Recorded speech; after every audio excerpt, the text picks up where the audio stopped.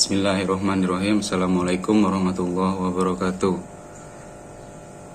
Sebelumnya perkenalkan, nama saya Muhammad Irfan Buai Putu dengan NPM 1911010230. Di sini saya akan memaparkan materi tugas saya, yaitu tugas mata kuliah inovasi pembelajaran yang diampu oleh Ibu Happy Komikesari.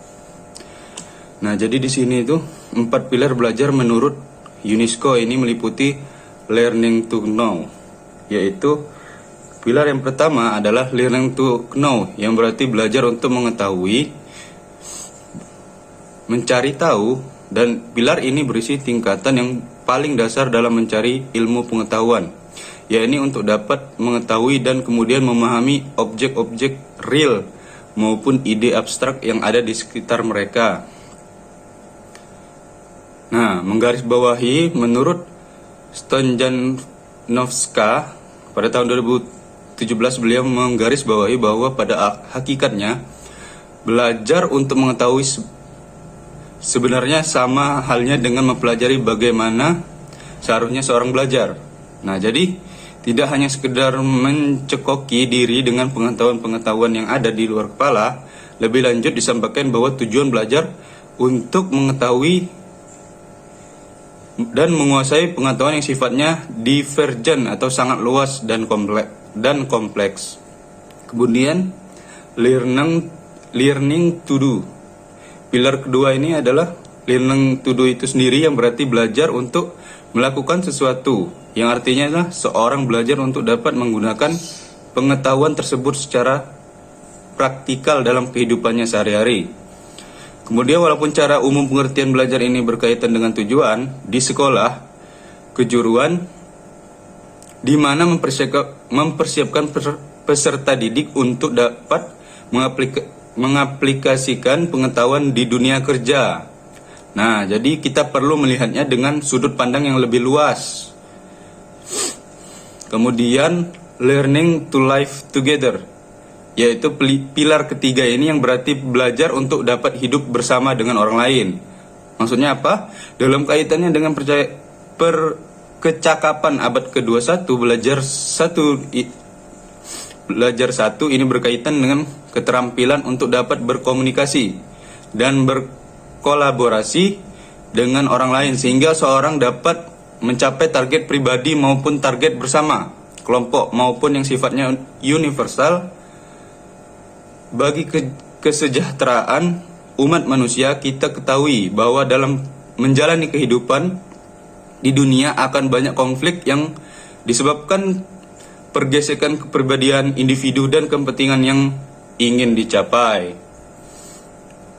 Dan selanjutnya adalah learning to be, yaitu adalah secara harfiah dapat diartikan sebagai belajar untuk menjadi, yaitu menjadi apa?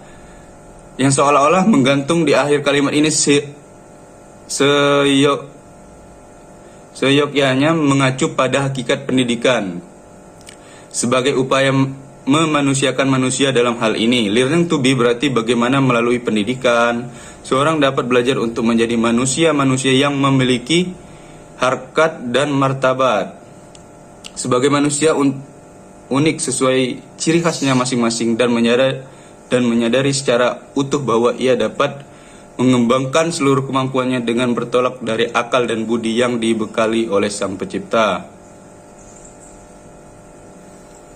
Nah, yang kemudian adalah hal yang sudah diterapkan dan belum diterapkan. Yang pertama, hal yang sudah saya terapkan dalam kehidupan sehari-hari adalah learning to know, yang berarti belajar untuk mengetahui, belajar untuk mencari tahu. Pilar ini berisi tingkatan yang paling dasar dalam mencari ilmu pengetahuan, yakni untuk dapat mengetahui dan kemudian memahami objek-objek real maupun ide-ide abstrak yang ada di sekitar mereka. Kemudian hal yang belum saya terapkan di kehidupan sehari-hari saya adalah learning to be, atau menjadi manusia-manusia yang memiliki harkat dan martabat sebagai manusia, karena di sini saya masih harus banyak belajar atau berproses agar menjadi manusia yang memiliki harkat dan martabat.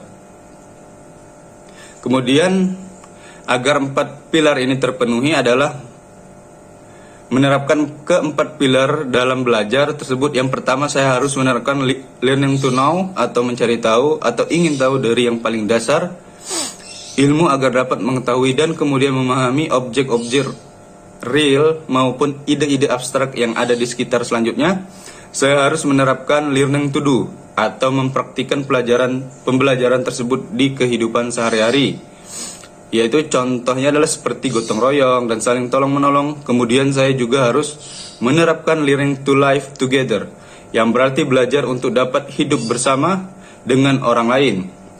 Dan yang terakhir, saya harus menerapkan learning to be atau menjadi manusia yang memiliki harkat dan martabat sebagai manusia yang baik. Dan sekarang saya masih di tahap ketiga, yaitu learning to live together, sedang berproses menuju learning to be. Mungkin sekian pemaparan materi atau tugas yang bisa saya sampaikan. Kurang dan lebihnya saya mohon maaf. Pada Allah saya mohon ampun. Saya akhiri.